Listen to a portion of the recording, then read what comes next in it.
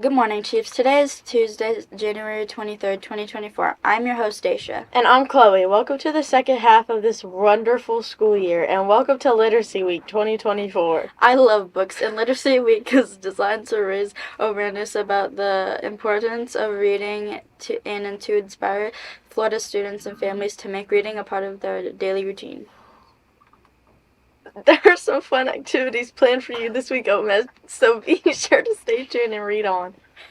We kicked off this Literacy Week with the door decorating contest that will be judged Friday morning, with the winners being announced for the following week. Each day this week we will have drop everything and read for the different subjects. Today, for instance, is your science class. Tomorrow is your social studies class, and Thursday is electives, and Friday is ELA classes. Sounds fun. I have the perfect book for each day, along with the reading in each class this week. There will also be some dress-up days for us. Today is Fave Sports Team shirt. Tomorrow is dress up as your favorite character. Thursday is Crazy Socks Day. That's right, Daisha, and Friday is Pep Rally Day. And remember, each grade has their own colors to wear. 6th grade, white or gray. 7th grade, any shade of blue. And 8th grade, any shade of red. Literacy Week is all about reading, and even our administrators are crazy about reading. Here's a short video of each of them telling us a little bit about their favorite book.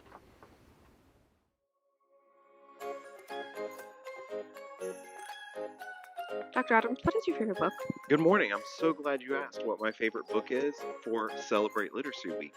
I love the book. Still, I remember reading it in 5th grade. It was Hatchet by Gary Paulson. And in Hatchet, can I take this? Thank you. In Hatchet, it teaches us to persevere after a plane crash, that no matter what happens, you can survive. Even if bears are chasing you, porcupines, you're hungry, you're thirsty, those things happen in our life. And sometimes you just need to persevere, and the power of positive thinking. And sometimes you do need some tools, which he had a hatchet to get him through. And that, again, I can still remember, even in my adult life with issues that I have in my professional life or my personal life, that the power of positive thinking will get us through any situation we're in. Miss Scott, what's your favorite book? So it's very difficult for me to pick my favorite book, but I wanted to pick one that I read last year, I believe. It is called The Red Queen by Victoria Aveyard. And I really enjoyed this book because it is a tale of characters who are separated by the color of their blood. People with red blood are lowly, tend to be servants, and they don't have any supernatural powers. The people with silver blood, however, have supernatural powers. And the main character in this book ends up finding out that even though she is a red-blooded person, she has supernatural powers. So she begins to explore the world of the silvers, as they are called, and she also helps to lead a rebellion, a group of people called the Scarlet Guard, who are trying to abolish the divide between the bloodlines.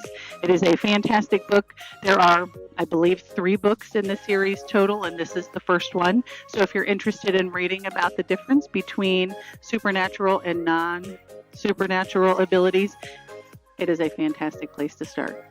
Thank you. Dr. Collin, what's your favorite book? The Outsiders. Why do you like that book? It was always my favorite reading in school because it has a lot to do with like 2 different groups that have totally different upbringings and backgrounds, and they think they're different and they don't like each other, but by the end they realize they have more in common than they have different. And a lot of good lessons to be learned in the book, a lot of action and conflict, but it's just a good book, and you learn a lot of important lessons like empathy. Who's your favorite character in that book? That would be probably Ponyboy is the main character. Okay, thank you. All right, thank you. Good morning. This is Mr. Smith, 7th grade assistant principal, and today we are going to talk about The Giver. But first, we're going to go find the book in the library. Come on.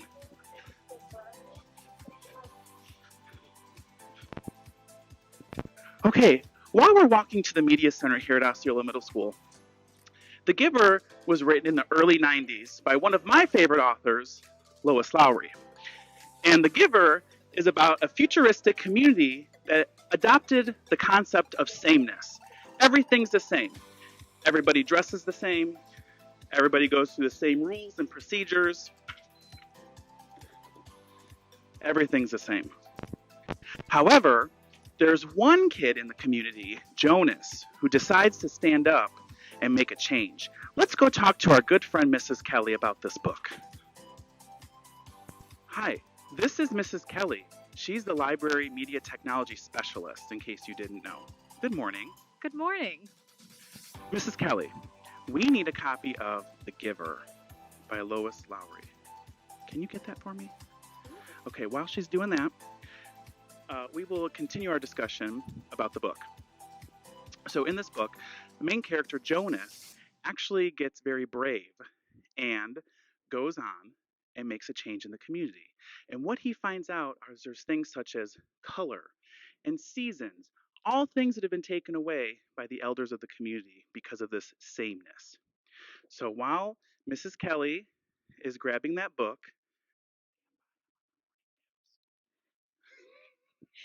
So, bad news, I don't have it.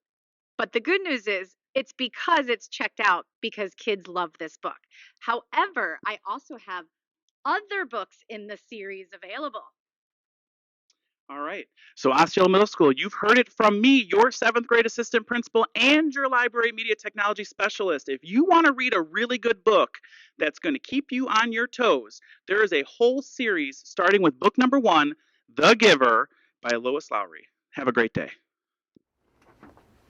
Thank you, ladies. Last night, the Pinellas Education Foundation celebrated the greatest teachers in Pinellas schools, including our very own 8th grade science powerhouse and Mr. PBIS King, Mr. PBIS himself, Mr. Cackley.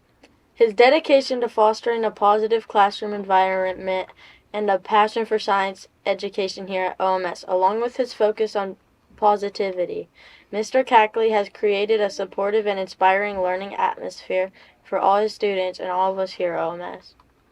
And because of these wonderful reasons, we honor you, Mr. Cackley. You are our Teacher of the Year. I like how funny Mr. Cackley is. I like how sarcastic Mr. Cackley is, and I also like how he teaches his class. So I started teaching after I did a tutoring experience in college. I wanted to become a teacher after that. I really enjoyed working with the students and kind of made me realize that I could do this for a career. And then went to school for just being a teacher, and then after I was done, it was an obvious choice. He's a nice teacher, and he takes care of his students. My favorite part about teaching is it's just different every day. It's never the same thing twice. And then obviously getting to meet all the students over the years, all the great relationships I built with my colleagues and everyone I work with. And then just the fact that I enjoy teaching science and helping kids get along through that stuff. Mr. Cackley is definitely so sweet, and he's him. I feel honored. It's obviously a great accomplishment. I always wanted to be Teacher of the Year. It's been a long time, so I'm definitely excited and really happy that I was nominated. Ben Cackley, science teacher. Represent the Chiefway at the Osceola Middle School.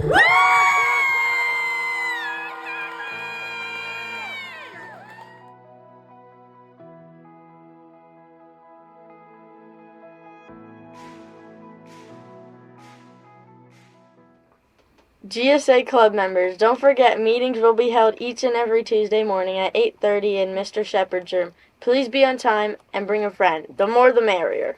Students, this week a bunch of you will be experiencing some of the best fine art pieces the world has to offer when you visit the Museum of Fine Arts in St. Pete.